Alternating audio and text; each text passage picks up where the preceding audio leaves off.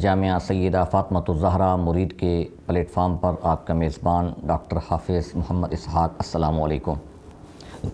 حاضرین و سامعین، خلاصۃ القرآن کے عنوان سے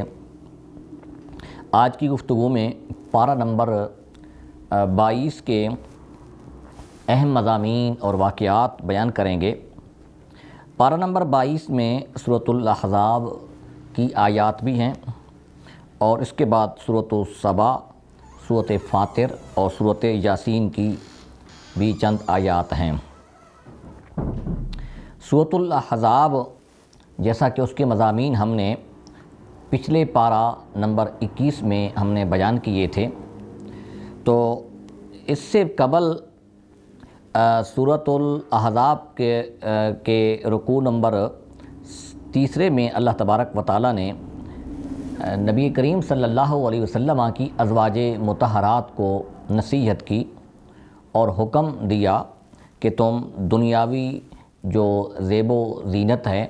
اس کی طالب نہ بنو، بلکہ اخروی زیب و زینت کی طالب بنو۔ اور پھر اس میں فرمایا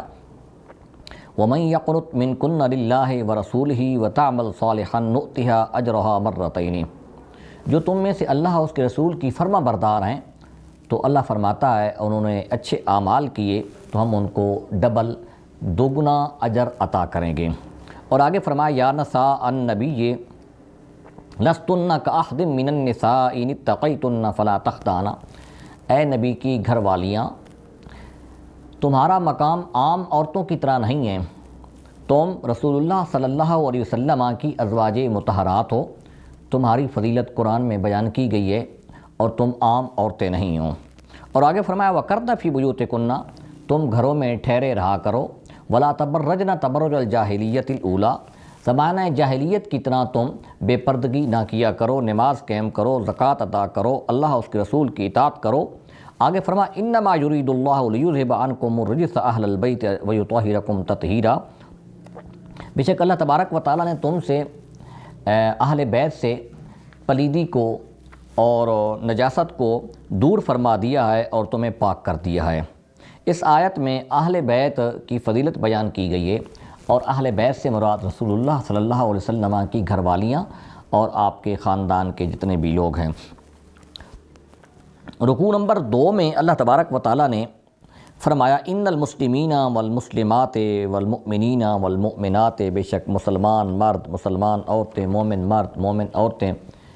فرما برداری کرنے والے مرد، فرما برداری کرنے والی عورتیں، سچ بولنے والے مرد اور سچ بولنے والی عورتیں، صبر کرنے والے مرد اور صبر کرنے والی عورتیں، والخاشعین والخاشعات والمتصدقین والمتصدقات والصائمین والصائمات والحافظین فروجہم والحافظات والذاکرین اللہ کثیرا والذاکرات اعد اللہ لهم مغفرۃ واجرا عظیما، کہ اللہ تبارک و تعالیٰ نے ان لوگوں کے لیے مغفرت اور اجر عظیم تیار کر رکھا ہے۔ اور آگے فرمایا وما کان لمؤمن ولا مؤمنۃ اذا قضى اللہ ورسولہ امرا، کہ کسی مومن مرد کے لیے یا مومن عورت کے لیے یہ بات جائز نہیں کہ جب رسول اللہ صلی اللہ علیہ وسلم اور اللہ کسی مسئلے میں فیصلہ فرما دے تو ان کے لیے اب اس معاملے میں اختیار نہیں ہے۔ یہ اصل میں آیت نازل ہوئی جب حضرت زینب بنت جحش کا نکاح جو ہے رسول اللہ صلی اللہ علیہ وسلم نے حضرت زید بن حارث سے کیا، جو کہ حضرت زید بن حارث رسول اللہ صلی اللہ علیہ وسلم کے منہ بولے بیٹے تھے۔ تو اس کے بعد زینب نے پہلے یہ نکاح نہ قبول کیا، تو اس پر اللہ تبارک و تعالیٰ نے یہ آیت نازل کر دی کہ تمہارے نکاح کا فیصلہ اللہ اور اس کے رسول نے جب کر دیا ہے تو اب تمہارے لیے اس میں اختیار نہیں ہے۔ آگے فلما قضى زید منها وطرا زوجناکها لکی لا یکون علی المؤمنین حرج، اس آیت میں یہ واحد صحابی حضرت زید ہیں جن کا نام قرآن مجید فرقان حمید میں صراحت کے ساتھ ذکر ہے۔ باقی جتنے بھی صحابہ گزرے ہیں ان صحابہ کی فضیلت اور عظمت اور شان تو قرآن نے بیان کی ہے، لیکن حضرت زید کا نام صراحت کے ساتھ یہ ذکر کیا۔ حضرت زید نے حضرت زینب بنت جحش سے نکاح کیا، پھر ان کو فیصلہ دے دیا، اس کے بعد رسول اکرم صلی اللہ علیہ وسلم نے ان سے نکاح کیا، تو اللہ تبارک و تعالیٰ نے فرمایا لِكَيْ لَا يَكُونَ عَلَى الْمُؤْمِنِينَ حَرَجٌ فِي أَزْوَاجِ أَدْعِيَائِهِمْ إِذَا قَضَوْا مِنْهُنَّ وَطَرًا، کہ اب مومنین کو اس بارے میں کوئی تنگی یا کوئی حرج نہیں ہونا چاہیے کہ وہ اب رسول اللہ صلی اللہ علیہ وسلم کی ازواج مطہرات میں سے ہیں۔ اس کے بعد مشہور آیت ما کان محمد نبا احد من رجالکم ولکن رسول اللہ وخاتم النبیین، کہ محمد تمہارے مردوں میں سے کسی کے باپ نہیں ہیں لیکن اللہ کے رسول ہیں اور خاتم النبیین ہیں۔ اس آیت میں عقیدہ ختم نبوت کو بیان کیا گیا، رسول کریم صلی اللہ علیہ وسلم پر نبوت کا دروازہ جو ہے وہ بند ہو گیا۔ رکوع نمبر 3 میں اللہ تبارک و تعالیٰ نے فرمایا یا ایھا الذین آمنوا اذکروا اللہ ذکرا کثیرا، اے ایمان والو اللہ کا ذکر کثرت کے ساتھ کرو اور اللہ تبارک و تعالیٰ کی صبح و شام تسبیح بیان کرو۔ اس کے بعد رسول اکرم صلی اللہ علیہ وسلم کو قرآن نے خطاب کیا یا ایھا النبی انا ارسلناک شاہدا ومبشرا ونذیرا وداعیا الی اللہ باذنہ وسراجا منیرا، کہ اے نبی ہم نے آپ کو شاہد بنا کر بھیجا، مبشر بشارت دینے والا، نذیر ڈر سنانے والا، وداعیا اور اللہ کی طرف پکارنے والا، اور سراج منیر آپ کو بنا کر بھیجا۔ اس کے بعد اسی رکوع میں اللہ تبارک و تعالیٰ نے عائلی مسائل کو بیان کیا، فرمایا یا ایھا الذین آمنوا اذا نکحتم المؤمنات ثم طلقتموہن من قبل ان تمسوہن، فرمایا کہ جب تم مومن عورتوں سے نکاح کرو اور ان کی یعنی رخصتی سے قبل ان کے ساتھ ابھی تم نے ہم بستری نہیں کی ہے، ان کو طلاق دے دو، تو پھر کیا ہے فما لکم علیہن من عدۃ تعتدونہا، اب ان کی عدت نہیں ہے، فمتعوہن، تو فرمایا پھر بھی ان کو فائدہ دو، ان کے ساتھ اچھائی کرو، یہ نہیں ہے کہ تم ان کو کچھ نہ دو، ان کو تم دے سکتے ہو۔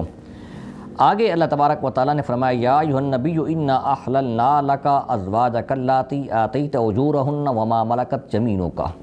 کہ محبوب ہم نے آپ کی جو ازواج مطہرات ہیں وہ حلال فرما دی جن کا آپ نے حق مہر عطا کیا، وما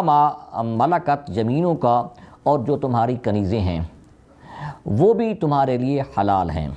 رسول اللہ صلی اللہ علیہ وسلم نے جو شادیاں کی تھیں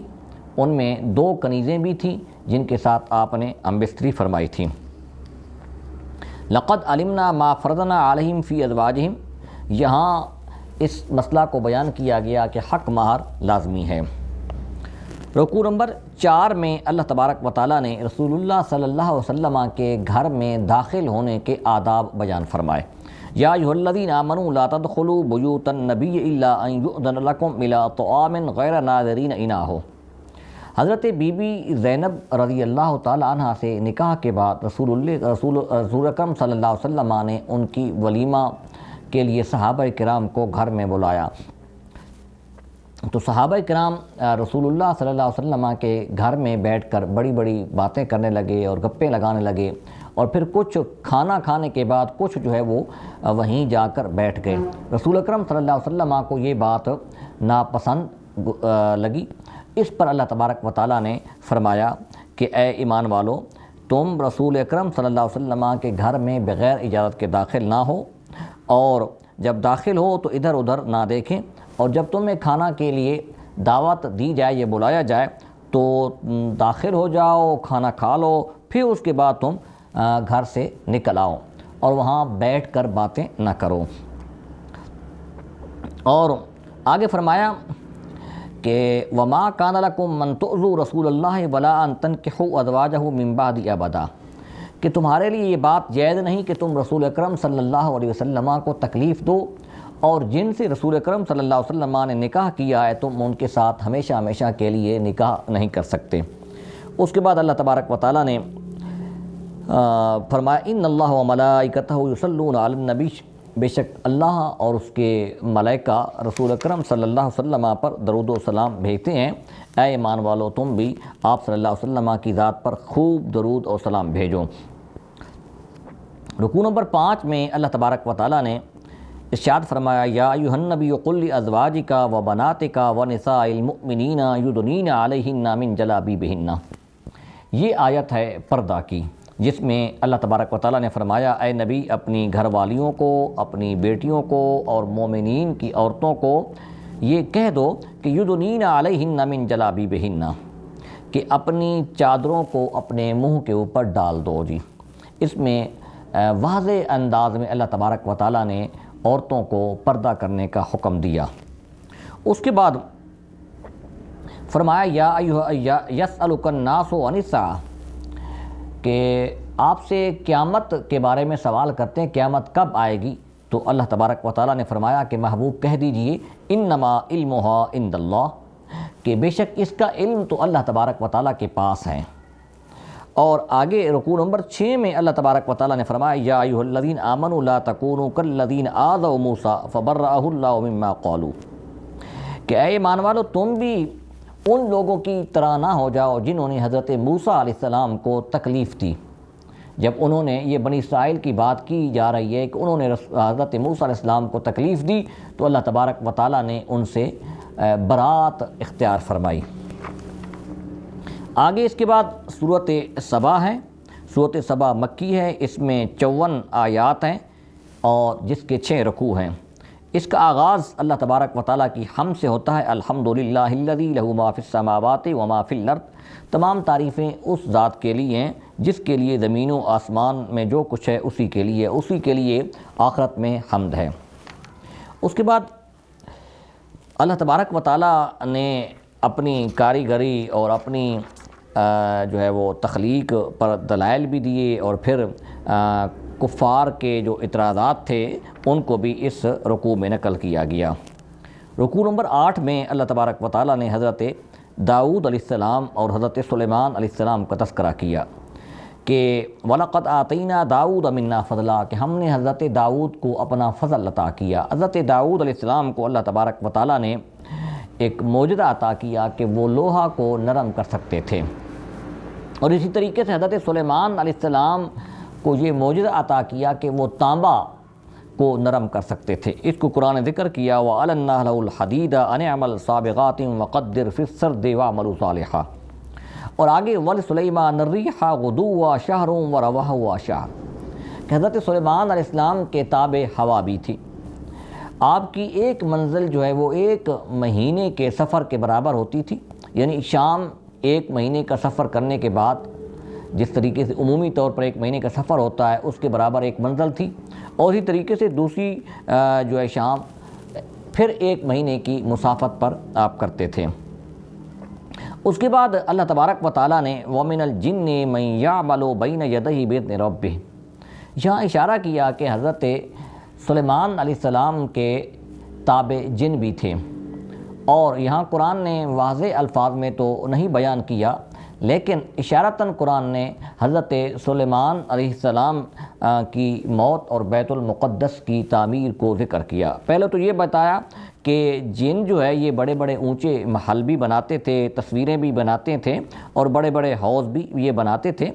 تو اس کو قرآن نے آل داود کہہ کر فرمایا اے اعملوا آل داود شکرا وقلیل من عبادی الشکور۔ حضرت سلیمان علیہ السلام کی شریعت میں تصویریں بنانا جائز تھیں، اس وجہ سے قرآن نے تماثیل ذکر کیا۔ پھر اس کے بعد فلما قضینا علیہ الموت ما دلہم علی موتہ الا دابۃ الارض تأکل من سأتہ، حضرت سلیمان علیہ السلام نے بیت المقدس کی تعمیر شروع کی، تو آپ نے جنات کی ڈیوٹی لگائی اور کہ تم بیت المقدس کی تعمیر کریں، تو یہ جنات بیت المقدس کی تعمیر کرتے رہے، اور اس دوران اللہ تبارک و تعالیٰ کی طرف سے حضرت سلیمان علیہ السلام پر آخری وقت آ گیا، تو یہ اللہ تبارک و تعالیٰ کے حکم کے مطابق سلیمان علیہ السلام اپنے عصا، اپنے ڈنڈا کے سہارے پر کھڑے رہے، اور جو جنات تھے وہ کام کرتے رہے جی۔ تو قرآن نے اس کو بیان کیا کہ فلما خر تبینت الجن، جب حضرت سلیمان علیہ السلام زمین پر گرے، کہا جاتا ہے کہ وہ جو عصا تھا اس کو دیمک لگ گئی، اور حضرت سلیمان علیہ السلام جب زمین پر گرے تو اس وقت جنوں کو واضح ہو گیا کہ لو کانوا یعلمون الغیب ما لبثوا فی العذاب المہین، وہ کہتے ہیں کہ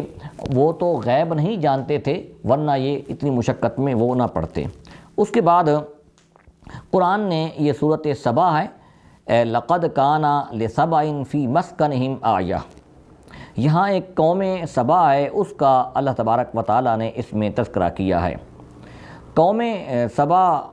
ایک عرب کا ایک قبیلہ ہے جو سبا بن یشحب بن یارب بن قحطان، اور اسی طریقے سے اس کا شجر نسب حضرت نوح علیہ السلام کے بیٹے حضرت سام سے جا کر ملتا ہے۔ یہ قوم سبا شہر معرب میں تھی،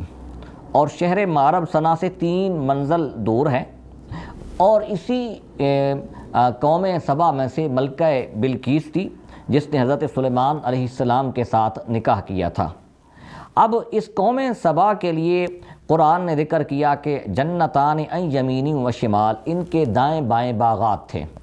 یہ بہت ہی سرسبز و شاداب علاقے میں رہتے تھے، تو اللہ نے ان کو فرمایا کلوا من رزق ربکم واشکروا لہ بلدۃ طیبۃ ورب غفور، عمدہ شہر تھے۔ اب اس پر یہ اللہ تبارک و تعالیٰ کی نافرمانی میں مبتلا ہو گئے، تو قرآن نے ذکر کیا فَأَعْرَضُوا فَأَرْسَلْنَا عَلَيْهِمْ سَيْلَ الْعَرَمِ، تو پھر ان پر کیا ہے کہ سیلاب آ گیا، اور ان کی فصلیں جو تھی اور باغات جو تھے وہ تباہ و برباد ہو گئے۔ اس کے بعد قرآن نے یہ بھی ذکر کیا کہ ان کی جو بستیاں تھیں وہ بالکل قریب قریب تھیں۔ وَجَعَلْنَا بَيْنَهُمْ وَبَيْنَ الْقُرَى الَّتِي بَارَكْنَا فِيهَا قُرًى ظَاهِرَةً وَقَدَّرْنَا فِيهَا السَّيْرَ، تو لوگ ایک بستی سے دوپہر کا کھانا کھاتے، شام کا اگلی بستی میں جا کر کھاتے، صبح کا اگلی بستی میں، اس طریقے سے بالکل قریب قریب تھے۔ تو یہاں جو 2 طبقے تھے، عمراء اور غرباء۔ عمراء کے دل میں یہ حسد پیدا ہوا کہ یہ غریب لوگ پیدل سفر کر کے ہمارے برابر جو ہے یہ سفر کرتے ہیں، اور پھر ان کے پاس کچھ بھی نہیں ہے، اور یہ جا کر دوسری بستی سے کھانا کھا لیتے ہیں، تو لہذا ان کے درمیان فرق ہونا چاہیے۔ تو انہوں نے کیا دعا مانگی؟ فقالوا ربنا باعد بین اسفارنا وظلموا انفسهم فجعلناهم احادیث ومزقناهم كل ممزق، انہوں نے کہا کہ ہمارے جو سفر ہے، ہماری جو بستیاں، ان کو دور دور فرما دیں، تو یہ ان کی دعا قبول نہ ہوئی۔ پھر رکوع نمبر 9 کے شروع میں اللہ تبارک و تعالیٰ نے فرمایا قُلِ ادْعُوا الَّذِينَ زَعَمْتُم مِّن دُونِ اللَّهِ، محبوب فرما دیجئے کہ تم ان کو پکارتے ہو جو تمہارے خیال میں، تمہارے وہم میں، گمان میں، من دون اللہ، اللہ کے سوا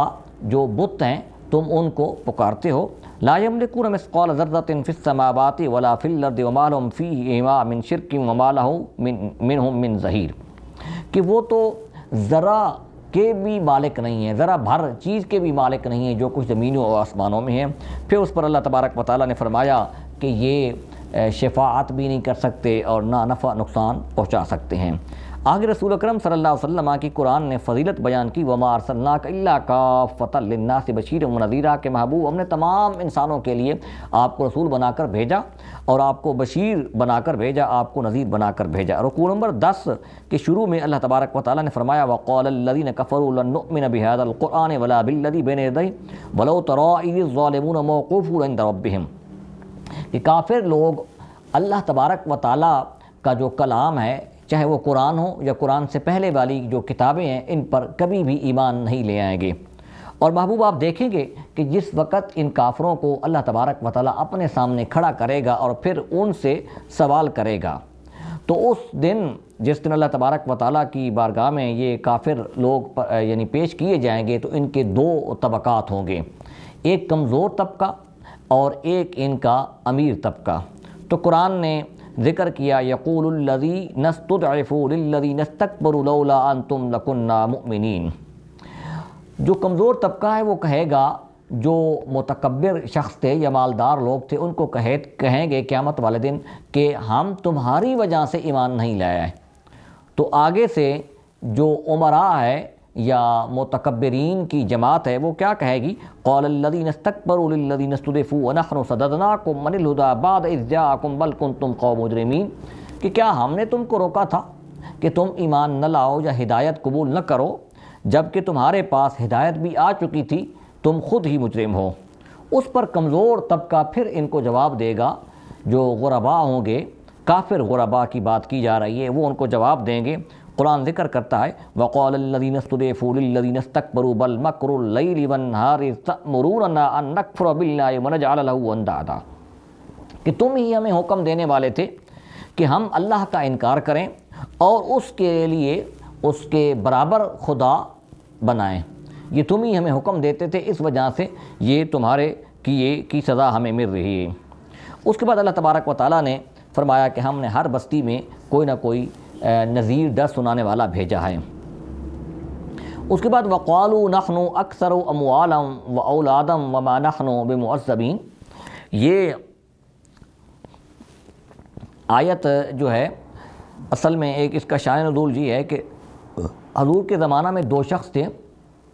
جو تجارت کرتے تھے، ان میں ایک جو ہے وہ شام کا تھا، ایک مکہ کا تھا جی۔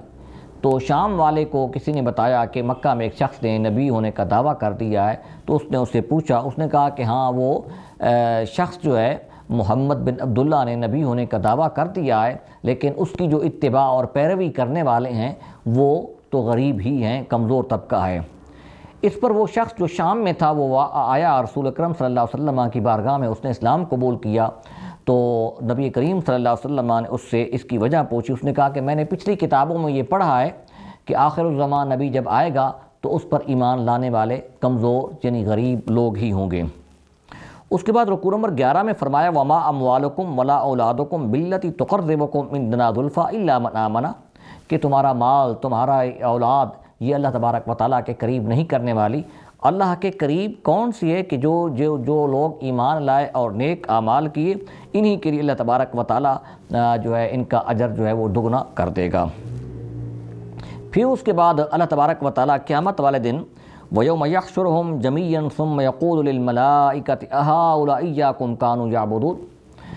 کچھ جو کافر ہیں وہ فرشتوں کو بھی اللہ کی بیٹیاں تسلیم کرتے ہیں، نعوذ باللہ۔ تو اللہ تبارک و تعالیٰ اس دن فرشتوں سے پوچھے گا کہ کیا تم نے ان کو حکم دیا تھا کہ یہ فرشتوں کو اللہ کی بیٹیاں یہ تسلیم کریں اور فرشتوں کی عبادت کریں؟ تو فرشتے کیا بولیں گے؟ قالوا سبحانک انت ولینا من دونہم، کہ پاک ہے وہ ذات، تو ہمارا ان کے علاوہ ولی ہے، مددگار ہے۔ جب ہم تیری عبادت کرتے ہیں تو ہم کیسے ان کو یہ حکم دے سکتے ہیں کہ ہمیں یہ خدا یا معبود تسلیم کریں؟ اس کے بعد اللہ تبارک و تعالیٰ نے فرمایا، کافروں کے بارے میں فرمایا وَإِذَا تُتْلَىٰ عَلَيْهِمْ آيَاتُنَا بَيِّنَاتٍ قَالُوا مَا هَٰذَا إِلَّا رَجُلٌ يُرِيدُ أَن يَصُدَّكُمْ عَمَّا كَانَ يَعْبُدُ آبَاؤُكُمْ، کہ جب ان کفار پر اللہ کی آیات تلاوت کی جاتی ہیں تو وہ کہتے ہیں کہ یہی شخص ہے جو ہمیں روکتا ہے ان سے جن کی عبادت جو ہے ہمارے آباء و اجداد کرتے رہے ہیں۔ اس کے بعد رکوع نمبر 12 کے شروع میں اللہ تبارک و تعالیٰ نے فرمایا قُلْ إِنَّمَا أَعِظُكُمْ بِوَاحِدَةٍ أَن تَقُومُوا لِلَّهِ مَثْنَىٰ وَفُرَادَىٰ ثُمَّ تَتَفَكَّرُوا مَا بِصَاحِبِكُم مِّن جِنَّةٍ إِنْ هُوَ إِلَّا نَذِيرٌ لَّكُمْ بَيْنَ يَدَيْ عَذَابٍ شَدِيدٍ، کہ محبوب کہہ دیجئے کہ میں تو تمہیں ایک ہی بات کی جو ہے وہ نصیحت کرتا ہوں کہ تم اللہ کی بارگاہ میں 2-2 3-3 یا اکیلے کھڑے ہو جاؤ اور پھر غور و فکر کرو۔ اور پھر فرمایا کہ تمہارا صاحب جو ہے وہ مجنون بھی نہیں ہے، بلکہ وہ تو تمہیں ڈر سنانے والا ہے اللہ کی عذاب سے۔ اور اس کے بعد اللہ تبارک و تعالیٰ نے فرمایا محبوب کہہ دیجئے کہ جاء الحق، حق آ گیا، وما یبدئ الباطل وما یعید، اب باطل پھیلے گا بھی نہیں اور وما یعید، اور پھر باطل واپس بھی لوٹ کر نہیں آئے گا۔ یہ اسلام کی حقانیت کی دلیل ہے کہ اسلام غالب دین بنے گا۔ آج بھی اگر دیکھیں تو اسلام کی تعداد، مسلمانوں کی تعداد جو ہے روز جو ہے بڑھ رہی ہے۔ اس کے بعد صورت فاطر ہے۔ صورت فاطر مکی ہے جس کی 45 آیات ہیں اور اس میں 5 رکوع ہیں۔ اللہ تبارک و تعالیٰ نے فرمایا الحمدللہ الذی فاطر السماوات والارض، تمام تعریفیں اس ذات کے لیے ہیں جو زمین اور آسمان کا فاطر ہے، بنانے والا ہے۔ فاطر اس کو کہا جاتا ہے جس کے سامنے کوئی نقشہ اور ماڈل یا کوئی مثال نہ ہو، تو اللہ تبارک و تعالیٰ نے اپنے لیے لفظ استعمال کیا کہ اللہ جو ہے وہ زمین و آسمان کا فاطر ہے، اس کا بنانے والا ہے۔ یعنی اللہ کے سامنے کوئی پہلے کوئی نظیر مثال یا کوئی اس کا نقشہ ماڈل نمونہ نہیں تھا، وہ بغیر نقشے اور بغیر نمونے کے اللہ کی ذات جو ہے زمین و آسمان کو پیدا کرنے والی ہے۔ اس کے بعد اللہ تبارک و تعالیٰ نے یہ بھی فرمایا کہ فرشتوں کو اس نے اپنا رسول بنا کر بھیجا ہے۔ اور پھر آگے ذکر کیا کہ محبوب یہ کفار مکہ کے لوگ آپ کو جھٹلاتے ہیں تو یہ کوئی بڑی عجیب بات نہیں ہے، یہ نئی بات نہیں ہے، اس سے پہلے بھی لوگوں نے رسولوں کا انکار کیا ہے۔ اور فرمایا کہ اے لوگو ان وعد اللہ حق، بے شک اللہ کا وعدہ حق ہے، پس تمہیں دنیا کی زندگی جو ہے یہ دھوکہ میں نہ ڈالے اور تمہیں غرور دھوکہ میں نہ ڈالے اللہ کے بارے میں۔ ان الشیطان لکم عدو فاتخذوه عدوا، بے شک شیطان تمہارا دشمن ہے اور تم بھی اس کو اپنا دشمن بنا لو جی۔ اس کے بعد رکوع نمبر 14 میں اللہ تبارک و تعالیٰ نے فرمایا افمن زُیِّنَ لَهُ سُوءُ عَمَلِهِ فَرَآهُ حَسَنًا، کہ برائی دور سے انسان کے لیے اچھی محسوس ہوتی ہے، اور جو اس کو یعنی برائی میں یا برے فعل میں انسان کو جو لذت اور چاشنی ملتی ہے وہ بظاہراً اس کو قرآن ذکر کرتا ہے فَرَآهُ حَسَنًا، وہ اس کو اچھی لگتی ہے۔ فَإِنَّ اللَّهَ يُضِلُّ مَن يَشَاءُ وَيَهْدِي مَن يَشَاءُ، بے شک اللہ تبارک و تعالیٰ جسے چاہتا ہے گمراہ کرتا ہے اور جسے چاہتا ہے ہدایت دیتا ہے۔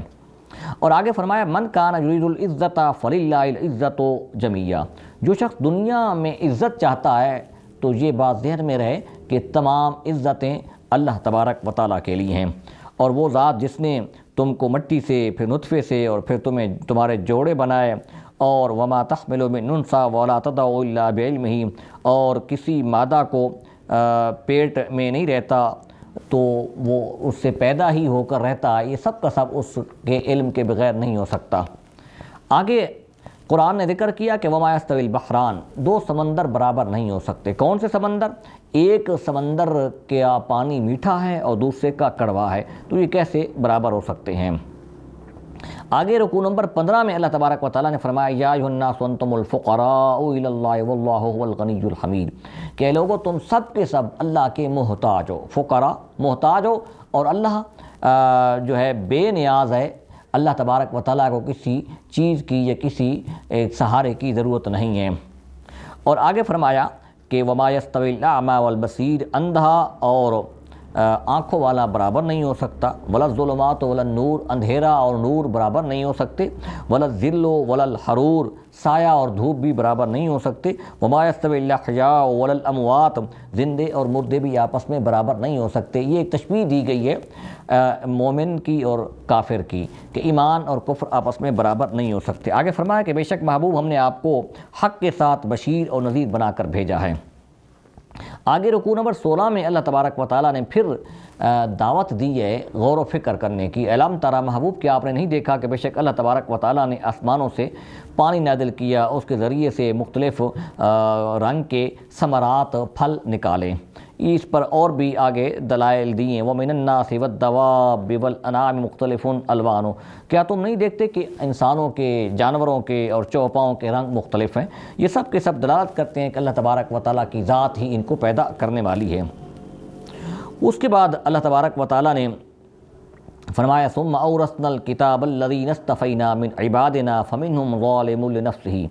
کہ ہم نے یہ اس کتاب کا وارث اپنے ان بندوں کو بنایا ہے جن کو ہم نے چن لیا ہے۔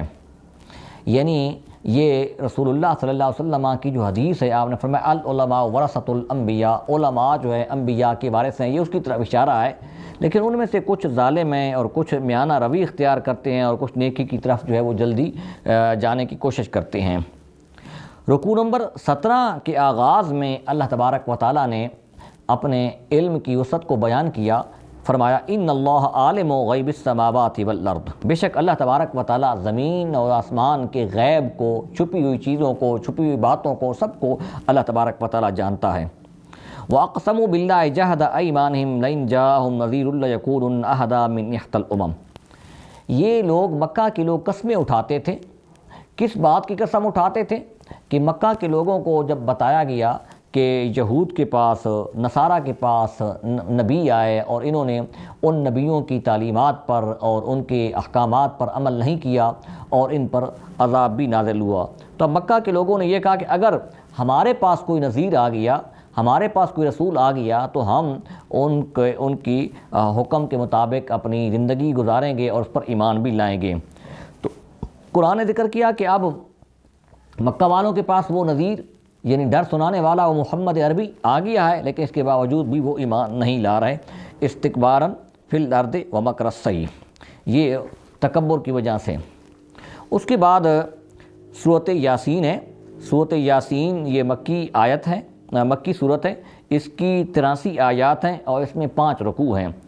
سورۃ یاسین کا آغاز یاسین والقرآن سے ہوتا ہے، یاسین حروف مقطعات سے ہیں، اس کے بعد قرآن مجید فرقان حمید کی قسم اٹھائی گئی۔ اس کے بعد اللہ تبارک و تعالیٰ نے فرمایا کہ وَجَعَلْنَا مِن بَيْنِ أَيْدِيهِمْ سَدًّا وَمِن خَلْفِهِمْ سَدًّا فَأَغْشَيْنَاهُمْ فَهُمْ لَا يُبْصِرُونَ کہ ہم نے ان کے درمیان یا ان کے آگے ایک دیوار بنا دی ہے اور ان کے پیچھے دیوار بنا دی ہے، اور ہم نے ان کی آنکھوں پر پردہ ڈال دیا ہے جس کے ذریعے سے وہ نہیں دیکھ سکتے۔ یہ اشارہ ہے کہ رسول اکرم صلی اللہ علیہ وسلم ایک دفعہ نماز پڑھ رہے تھے تو ابو جہل نے ارادہ کیا کہ پتھر رسول اللہ صلی اللہ علیہ وسلم کے سر میں مار کر آپ صلی اللہ علیہ وسلم کو تکلیف دوں۔ تو جب یہ پتھر لے کر آگے بڑھا تو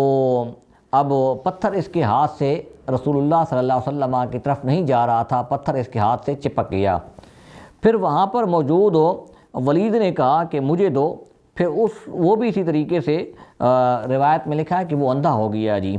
تو اللہ تبارک و تعالیٰ نے اس کو بیان کیا کہ ہم نے ان کے درمیان اور محبوب آپ کے درمیان ایک دیوار پیدا کر دی ہے اور ایک پردہ ڈال دیا ہے جس کے ذریعے سے وہ آپ کو نہیں دیکھ سکتے، اور فرمایا کہ محبوب آپ ان کو ڈرائیں یا نہ ڈرائیں، یہ لوگ جو ہے ایمان نہیں لائیں گے۔ وَاضْرِبْ لَهُمْ یہ سورۃ یاسین کا دوسرا رکوع ہے۔ وَاضْرِبْ لَهُمْ مَثَلًا أَصْحَابَ الْقَرْيَةِ إِذْ جَاءَهَا الْمُرْسَلُونَ کہ آپ مثال بیان کیجئے اصحاب قریہ کی، شہر والوں کی، جب کہ ان کے پاس مرسلون آئے، اللہ تبارک و تعالیٰ کے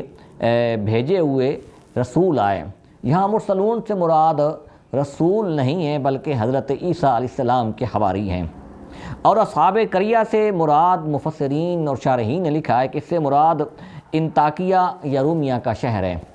انطاکیہ یا رومیہ کا جو شہر تھا اس میں بڑے چشمے تھے اور پہاڑ تھے، اور یہ شہر پناہ کے لحاظ سے بہت ہی محفوظ ترین شہر تھا، لیکن اس کے جو ماننے والے تھے، اس شہر میں جو رہنے والے تھے وہ سب کے سب بتوں کے پجاری تھے۔ تو حضرت عیسیٰ علیہ السلام نے ان کی طرف اپنے دو حواری جن کو صادق اور صدوق کہا جاتا ہے یہ بھیجا۔ جب یہ گئے تو حضرت عیسیٰ علیہ السلام کی شریعت کے مطابق انہوں نے جا کر ان کو اللہ کا پیغام پہنچایا۔ تو ان میں سے ایک حبیب نجار جس کا نام تھا، اور اس نے ان پر ایمان بھی لایا۔ اس کے بعد پھر انہوں نے جا کر یہ جو دو رسول اللہ حضرت عیسیٰ کے جو رسول گئے تھے، حواری گئے تھے، ان کی شکایت کسی نے بادشاہ سے لگا دی، تو بادشاہ نے ان کو گرفتار کیا اور ان کو تکلیف بھی پہنچائی۔ پھر اس کے بعد حضرت عیسیٰ علیہ السلام کو جب یہ بات پتہ چلی کہ پہلے والے دو حواری گرفتار ہو گئے ہیں، تو اس کے بعد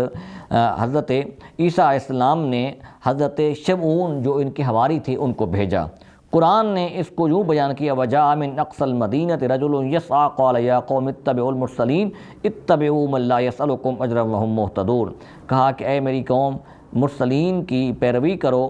اور فرمایا کہ اتبعوا من لا يسألكم اجرا، اتبعوا پیروی کرو اس کی جو تم سے کسی قسم کا اجر نہیں طلب کرتا، کوئی سوال تم سے طلب نہیں کرتا، وہم مہتدون جبکہ وہ ہدایت پر ہیں۔ تو پھر یہ جب گئے تو انہوں نے بادشاہ کو قائل کیا اور ان کو چھڑوایا، تو قرآن نے اس واقعہ کی طرف یہ اشارہ کیا کہ مرسلون یہاں بمانے حواری کی ہے کہ حضرت عیسیٰ علیہ السلام کے جو حواری تھے وہ بھیجے گئے، اور خود بھیجنے والے بھی حضرت عیسیٰ علیہ السلام ہیں۔ تو انشاءاللہ العزیز اگلے پارہ میں سورۃ یاسین کے جو بقیہ مضامین ہیں وہ آپ کے سامنے بیان کریں گے۔ شکریہ والسلام۔